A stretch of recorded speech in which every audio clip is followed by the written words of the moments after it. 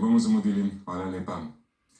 Zdaj pa o novem dosežku znanstvenikov. Kapsula v velikosti avtomobilske pnevmatike, ki so jo pred 7 leti izstrelili proti asteroidu Bennu, je včeraj s hitrostjo 44.000 km/h vstopila v Zemljino atmosfero in se nato, kot je bilo načrtovano, varno spustila na tla.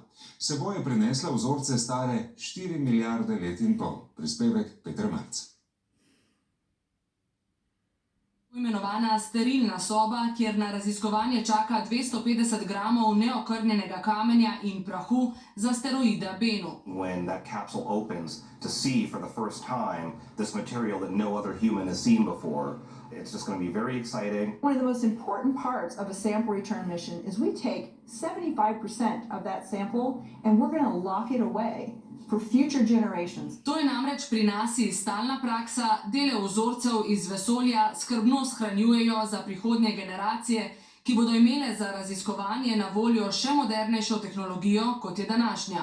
The key objective for me and one of the driving objectives of this program is to try to understand, did carbon-rich asteroids like Bennu deliver the compounds that may have led to the origin of life on our planet? Asteroid s premerom 510 metrov, kar je več od višine Empire State Buildinga v New Yorku, kroži okoli Sonca, trenutno je od Zemlje oddaljen 82 milijonov kilometrov.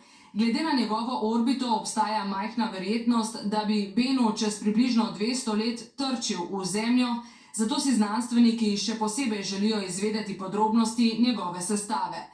NASA sicer že proučuje načine za preusmeritev poti, matična sonda pa pot nadaljuje proti naslednjemu cilju, asteroidu Apopis, ki za modri planet prav tako predstavlja potencialno nevarnost.